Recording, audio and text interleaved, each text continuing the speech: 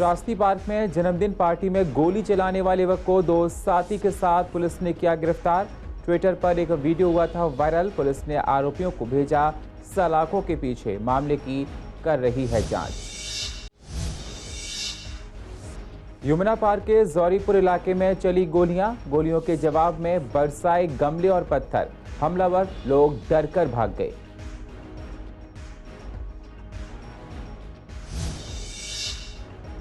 Gita colony में यमुना किनारे Delhi police की गश्त बढ़ी।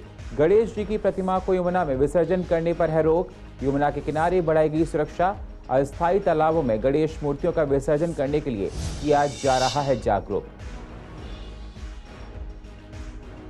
पूर्व दिल्ली में शराब की दुकानों पर ज्यादा ब्रांड्स नहीं है उपलब्ध। एक हफ्ते में ज्यादा ब्रांड आने की है उम्मीद। बहुत ही कम दुकानों पर है बियर।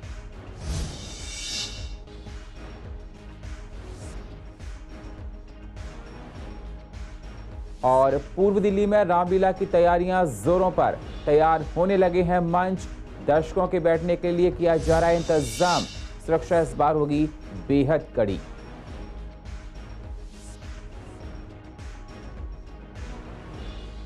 नमस्कार, स्वागत है आप सभी का CCN में। मैं हूं आपके साथ सुनील चौहान और आप देख रहे हैं पूर्वी दिल्ली खास।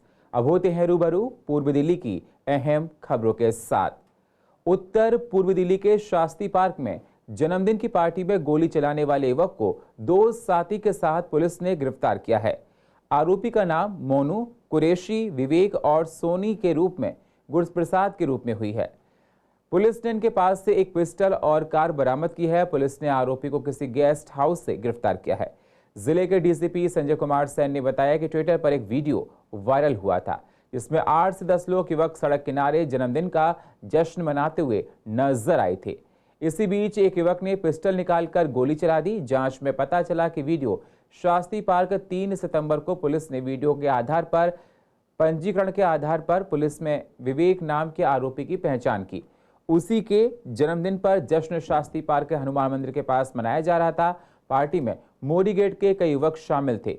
इसी शास्त्री पार्क में मोनू, कुरैशी भी था। पुलिस ने आरोपियों को गिरफ्तार कर लिया है और सलाखों के पीछे डाल दिया है। ईंट का जवाब पत्थर से दिया जाता है, लेकिन क्या आपने कभी सुना है कि गोलियों का जवाब गमलों से दिया जाए? ऐसा हुआ है और गोलियों पर गमले भारी पड़ गए। यमुना पार में करावल नगर के जौहरीपुर इलाके में एक घर पर कुछ बदमाशों ने धावा बोल दिया और गोलियां बरसानी शुरू कर दी। वह दरवाजा खुलवाना चाहते थे, लेकिन दरवाजा तो नहीं खुला, लेकिन गोलियां चलाने वालों पर छत से गमले जरूर बरसने लगे। गमलों और पत्थरों के इस हमले से हमलावर भाग गए। इस मामले की सूचना पुलिस को दी गई। पूरी घटना का वीडियो भी सामने आया है। इस बारे में सोनू नाम की व्यक्ति ने पुलिस में रिपोर्ट दर्ज कराई है। पुलिस को बुधवार रात जौहरीपुर में गोलियां चलाने की सूचना मिली थी। सोनू ने बताया कि रात में वह घर में थे। इसी दौरान शोर मचने लगा और कुछ लोग उनके घर का गेट खोलने के लिए कहने लगे। परिवार के लोगों ने गेट नहीं खोला तो आरोपियों ने गोलियां चलानी शुरू कर दी। जवाब में उनके घर की छत से आरोपियों पर गमले और पत्थर फेंके गए। इससे आरोपी वहां से भाग गए। सोनू ने पुलिस को यह भी बताया कि उसका कजन कल्लू अंबेडकर कॉलोनी में रहता था। उसका जौहरीपुर में रहने वाले लड़के से विवाद था। सोनू भी इस मामले में कट गया था, इसलिए वह लड़का अपने साथियों के साथ सोनू को सबक सिखाना चाहता था। पुलिस का कहना है कि वारदात में शामिल आरोपियों की पहचान कर ली गई है और 3 लोगों को हिरासत में लिया गया है। उनसे एक पिस्टल भी बरामद हुई है। NGT ने यमुना में मूर्ति विसर्जन पर प्रतिबंध लगाया हुआ है। शादरा के DCP R सत्यसुंदरम ने बताया कि पुलिस सख्ती से आदेश का पालन करवा रही है। यमुना में विसर्जन रोकने के लिए गीता कॉलोनी थाना पुलिस ने यमुना किनारे गश्त को और कड़ा कर दिया है। लोगों को प्रशासन की ओर से बनाए गए अस्थायी तालाबों में गणेश मूर्तियों का विसर्जन करने के लिए जागरूक किया जा रहा है। उन्होंने कहा कि यमुना को प्रदूषित होने से रोकने के लिए प्रतिबंध लगाया गया है। पुलिस ने यमुना की ओर जाने वाले रास्ते को बंद कर दिया है। पुलिसकर्मी यमुना के आसपास गश्त कर रहे हैं। इलाके में सुरक्षा के इंतजाम कड़े किए गए हैं। पूर्व दिल्ली में शराब की दुकानें तो खुली हैं, लेकिन कुछ दुकानों पर ज्यादा ब्रांड्स अवेलेबल नहीं हैं। दुकानों पर किस तरह के ब्रांड्स हैं, सभी ब्रांड्स उपलब्ध हैं या नहीं, इसी को लेकर CCN के संवाददाता मोहित शर्मा ने शराब की दुकानों में जाकर देखा, दुकानदारों से बात की तो उनका कहना है कि पीछे से जो ब्रांड्स और शर्ट्स चल रहे हैं वो 1 हफ्ते में आ जाएंगे, उनकी डिमांड की जा रही है। अगर बात की जाए बियर की तो इक्का दुक्का दुकानों पर ये मिल रही है, बाकी दुकानों पर बियर का स्टॉक नहीं है। ऐसा है, ये बहुत अच्छी पॉलिसी है जी। पहले ये काफ़ी दिन से आ रही थी और ये इसमें जो ये पीछे के साथ एक खड़ी कर रहे थे उससे बहुत ज़्यादा लोगों को पानी में फर्क था, नुकसान होया। अब लोग जो आ रहे हैं हमारे पास, ये कस्टमर खड़े हैं, इनसे पूछ लो, इससे बहुत ज़्यादा खुश है। नहीं अभी देखो 10-5 दिन तो थोड़ा वो रहेगा, उसके बाद प्रॉपर तरीके से मिलेगा, कंटिन्यू। सप्लाई रेगुलर आ रही है, अभी ऐसा नहीं है माल शॉर्टेज कोई नहीं है, माल आ रहा है, रेगुलर आ रहा है, डेली आ रहा है। पर ये है कि पहले से थोड़ा सा कम है, अभी दोबारा टाइम लगेगा। स्टार्टिंग से 0 से स्टार्ट कर रहे हैं, थोड़ा टाइम लगेगा स्टार्ट होने में। 2-4 दिन में सब नॉर्मल हो जाएगा, सारा माल अवेलेबल हो जाएगा। अभी ब्रांड अवेलेबल नहीं है, लाइसेंस नहीं हो पा रहे हैं एक्चुअली पूरे। तो लाइसेंस होने के बाद जैसे लाइसेंस हो जाएंगे, सारे कंप्लीट हो जाएंगे, उसके बाद माल सारा आना चालू हो जाएगा। अब कस्टमर आता है, ब्रांड नहीं मिल पा रहा, कस्टमर भी परेशान है, हम भी परेशान होते हैं। जो अवेलेबल है वही दे सकते हैं हम अभी, बाकी सारा सप्लाई आने वाली है। नहीं लाइसेंसिंग हो रही है सब ब्रांडों की, धीरे धीरे सारे ब्रांड आ जाएंगे। मैक्सिमम मुझे लगता है 10 तारीख तक सारे आ जाएंगे। ऐसा है, जो अब पुरानी जो आपका नीति लागू की गई है, जिसके वजह से L1 जो थे उसके लाइसेंस दोबारा रिन्यू हो रहे हैं। तो लाइसेंस जिनके पार्टी के माल लाइसेंस होते जा रहे हैं, तो जिसकी प्रक्रिया मतलब जिसका लाइसेंस रिन्यू हो चुका है वो उनका माल कंटिन्यू मतलब भेजा जा रहा है। और मोस्टली हर दुकानों पे माल इसी 10 दिन के अंदर या 2-4 दिन के अंदर फाइनल हो जाएगा। हाँ, वो तो अभी 6 महीने तक 6 महीने के लिए तो सरकार जो पुरानी पॉलिसी थी उसके थ्रू तो जो गवर्नमेंट ठेके थे उन्हीं को ही प्रोवाइड किए गए सारी चीज़ें। हाँ, ये पुरानी नीति में ये था कि सेल पे डिपेंड करता था, जितना आप सेल होती जाएगी उसके पॉइंट पे ही वो अपना ऑटोमेटिक ही ऑर्डर होता है हमारा। और जैसे कि अगर कुछ माल ख़त्म होता भी तो उसकी डिमांड लिख के हम भेज देते हैं, तो डिमांड के थ्रू उसके हिसाब से वो ऑफिस वाले हमारे वहाँ से भेज देते हैं। जिसकी वजह से जो हफ्ता भर चलना चाहिए तो 6 दिन 5 दिन 1 दिन पहले ख़त्म हो जाता। बस ये है, हमारे पूरी तरह से सिस्टम जो है ना परंपरागत नहीं हो पाया। समस्या ये है कि अभी हमारे पास जो सिविल सप्लाई का गोदाम है वो प्रचुर मात्रा में कोई चीज़ नहीं आ पा रही है। अच्छा, अभी दुकानों का अंदाज़ा नहीं लग रहा है कि किस दुकान पर कितना सेल होना चाहिए, कितना हो रहा है, अंदाज़ा नहीं। इस हिसाब से ऑर्डरिंग में थोड़ी सी फ्लक्चुएशन आ जा रहा है। जहाँ उन्होंने तो भाई सबको बंटवारा कर दे थोड़ा दे, तो उसमें थोड़ी सी प्रॉब्लम नहीं आ रही। पूर्वी दिल्ली में रामलीला की तैयारियां तेज हो गई हैं। भूमि पूजन के बाद ग्राउंड में टेंट लगाए जा रहे हैं, ग्राउंड में कार्यालय बनाए जा रहे हैं और लीला के मंचन के लिए मंच को तैयार भी किया जा रहा है। दर्शकों के बैठने के लिए व्यवस्था की जा रही है, सुरक्षा के लिए पुख्ता इंतजाम किए गए हैं, लाइटें लगाई जा रही हैं, ग्राउंड को सजाया जा रहा है। देखिए, ग्राउंड तो जो है डीडीए का है और डीडीए के पोर्टल पर जो हमने जो है ऑनलाइन बुकिंग कराई थी वो ग्राउंड तो बुक हो गया और हमारे जो ग्राउंड जो तीनों ग्राउंड बुक हुए हैं। और इसमें जो तैयारी की दृष्टि से आपको बताएं कि जो लीला मंचन का हमारा जो कार्यक्रम रहने वाला है वो 25 तारीख को डांडिया कार्यक्रम रहेगा और 26 तारीख से प्रभु राम जी के जो है लीलाओं का जो है मंचन रहेगा और 5 तारीख को जो है पुतला दहन रहेगा। इसमें मतलब विशेष रूप से जो व्यवस्थाएं रहेंगी, जो लीला में का जो मंचन करने वाले कलाकार हैं भारतवर्ष के अन्य राज्यों से जो है पढ़ने वाले विद्यार्थी हैं और वो विद्या ग्रहण करने के साथ साथ जो है वो सांस्कृतिक कार्यक्रमों में और धार्मिक जो आयोजन है उसमें भी जो पार्टिसिपेट करते हैं। ये बहुत बड़ी उपलब्धि है इस बार। हमारी तो पूरी तैयारियां हैं, जो अड़चनें आई थी बीच में राम ग्राउंड की सारी ख़त्म कर दी गई हैं, समझे। और फुल कल परसों से 2-3 दिन से टेंट वेंट भी लगना शुरू हो जाएगा वहाँ पे और सारी तैयारियाँ जितना ज़्यादा हम दिखा सकेंगे वो दिखाएंगे। तो जैसे प्लास्टिक के ऊपर भी दिखाएंगे, एक कोविड के ऊपर भी दिखाएंगे, जहाँ पे पब्लिक को ज़रा वो सावधान रहें कि कोई ऐसा वो ना हो, और नई चीज़ें दिखाएंगे जो हम दिखा सकेंगे। इस बार उम्मीद और उत्साह डबल है। दर्शक भी उत्साहित हैं कि 2 साल बाद रामलीला होगी, उन्हें मेला घूमने को मिलेगा, रामलीला देखने को मिलेगी, प्रभु राम के दर्शन करने को मिलेंगे। और इस बार जो हम अपनी रामलीला में नई चीज़ें ला रहे हैं वो आज तक हमारी रामलीला कमेटी छोड़ी अब ऑल ओवर दिल्ली कहीं नहीं हुआ है। फर्स्ट डे गणेश पूजन के साथ हम अभिमन्यु का नाटक दिखा रहे हैं, चक्रव्यूह नाटक। पूर्वी दिल्ली में रामलीलाओं की तैयारी शुरू हो गई है और मंचन से पहले की जो तैयारियां हैं वो कुछ इस तरीके से की जा रही हैं। यहाँ पर देख सकते हैं कि तमाम जो मजदूर हैं, जो लोग हैं वो काम पर लगे हुए हैं, फ्रेम तैयार कर रहे हैं, टेंट की व्यवस्था जो है वो की जा रही है और तमाम जो लोग इस लीला को देखने आने वाले हैं उनके लिए खासा इंतज़ाम इस बार किए जा रहे हैं, क्योंकि 2 साल कोविड के चलते लीलाओं का मंचन नहीं हो पाया और उस रुकावट की वजह से इस बार उम्मीद ही की जा रही है कि ज़्यादा से ज़्यादा बड़ी संख्या में जो लोग हैं इन लीलाओं को देखने पहुंचेंगे, जिसके लिए 8 से करीबन 10,000 लोगों की सीटिंग का इंतज़ाम लीला के जो मंचन है उसमें किया ही जाएगा। लेकिन दूर दूर से कलाकार भी आएंगे और खोमचे और उसके अलावा बच्चों के लिए अगर बात करें तो झूलों का भी इंतज़ाम ग्राउंड में किया जा रहा है। फिलहाल आपको बता ही रहे हैं कि रामलीलाओं की तैयारियां तेज़ हो गई हैं और इस तरीके से जो मजदूर हैं वो काम कर रहे हैं और बहुत जल्द ये मंच जो है बनकर तैयार हो जाएगा। कैमरा पर्सन मोहित के साथ में वंदना कश्यप, कैंट, CCN। पूर्व दिल्ली के शादरा पुलिस को अहम कामयाबी हाथ लगी है। पुलिस ने 2 ऑटो लिफ्टर को पकड़ा है जो नॉर्थ और ईस्ट दिल्ली में स्नैचिंग की वारदात को अंजाम दिया करते थे। पुलिस ने इनके पास से स्नैचिंग में इस्तेमाल होने वाला व्हीकल, सोने की चैन भी बरामद कर ली है। पकड़े गए स्नैचर का नाम जयप्रकाश और तुषार है। पुलिस ने मामला दर्ज कर आगे की जांच शुरू कर दी है। दिल्ली सरकार ने साल भी पटाखे पर बैन लगा दिया है, जो कि 1 जनवरी तक लागू रहेगा। इस पर जो पटाखे विक्रेता हैं उन्होंने कहा कि सरकार हर साल इन पटाखों पर बैन लगा देती है, जिससे कारोबार का बेहद नुकसान होता है, साथ ही लाखों रुपए का सामान बर्बाद हो जाता है। वहीं जनता का कहना है कि सिर्फ दिवाली पर पटाखे बैन करने से ही अगर पॉल्यूशन खत्म हो जाता है तो अभी तक हो चुका होता। प्रदूषण कम करने और भी कई साधन हैं, लेकिन सरकार उन्हें छोड़कर पटाखों पर बैन लगाती है। ग्रीन पटाखों भी सरकार ने अनुमति नहीं दी है। मैडम, हमें तो ये बात समझ नहीं आ रही कि दिल्ली सरकार हम पटाखे वालों के पीछे क्यों पड़ी हुई है। हर साल यही होता है, सबसे ज़्यादा सॉफ्ट टारगेट पटाखे वालों को बनाया हुआ है। गोपाल राय जी ने कहा कि 15 पॉइंट हैं, जिसमें 1 पॉइंट रहता है पटाखा है। आपने सबसे पहले उसी पॉइंट को पकड़ा कि पटाखे वालों को काम बंद करा दो, जबकि दिल्ली में और भी 14 पॉइंट हैं, उसको आपने उस पर कोई अभी तक कार्रवाई शुरू नहीं करी।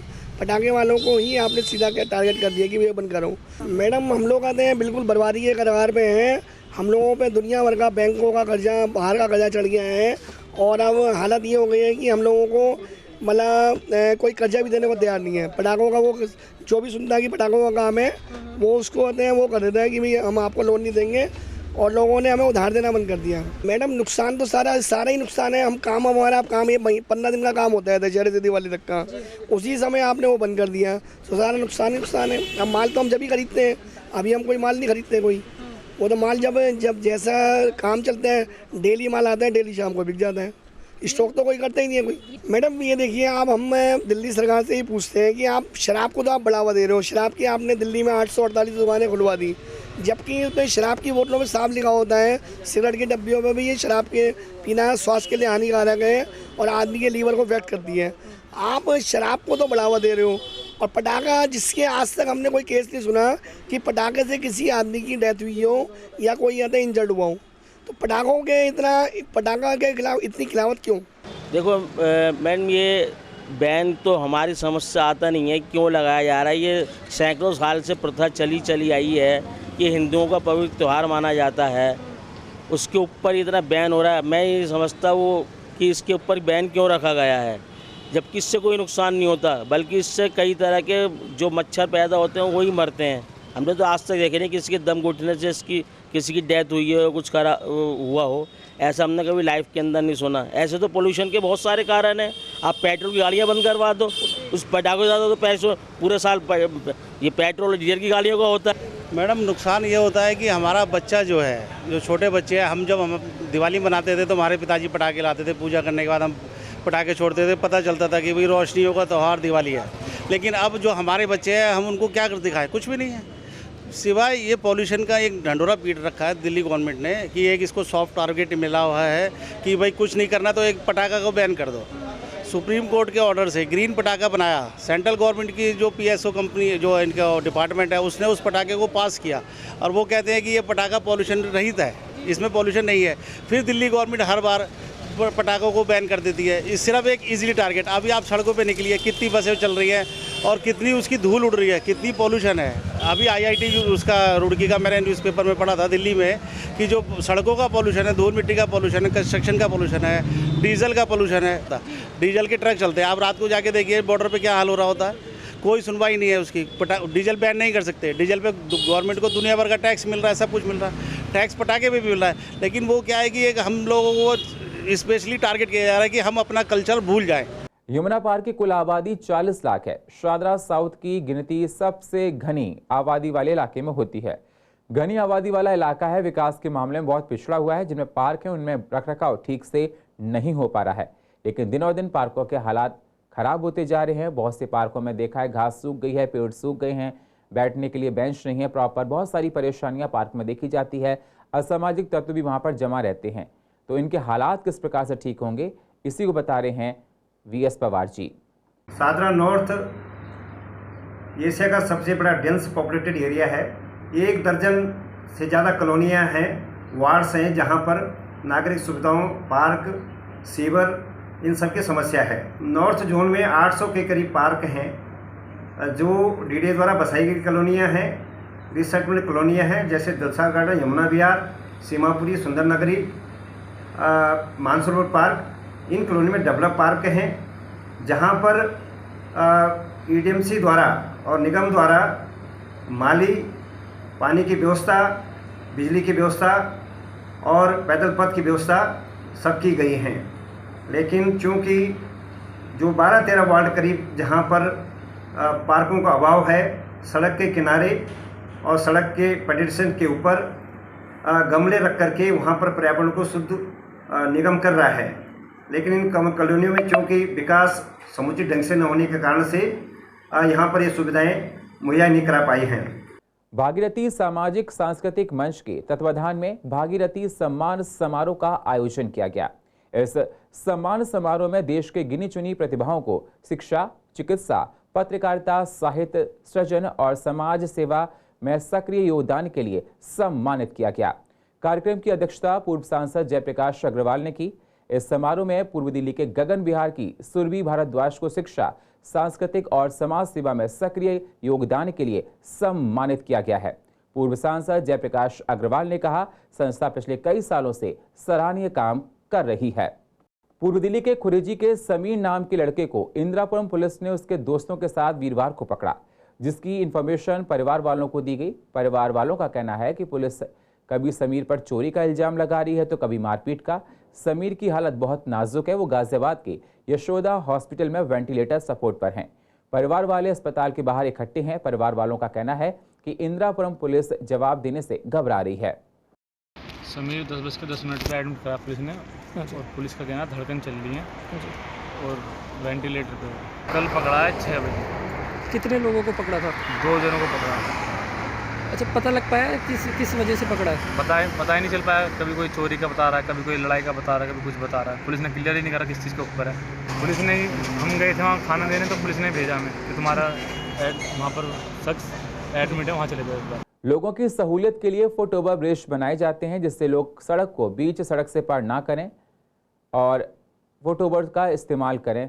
लेकिन कई जगह ये देखा जाता है कि उनकी मरम्मत नहीं है, रखरखाव ठीक से नहीं किया जाता है, जिनकी हालत जर्जर हो चुकी है। ऐसा ही हाल श्यामलाल कॉलेज के पास बने फुट ओवर ब्रिज का है। लिफ्ट है वो ख़राब है, वहाँ पर लिफ्ट है नहीं, जो पिछले कई सालों से ख़राब पड़ी है, लेकिन उनकी सुध लेने वाला कोई नहीं। लाइट नहीं होने से रात के समय यहाँ से निकलना बेहद मुश्किल होता है, खतरनाक होता है।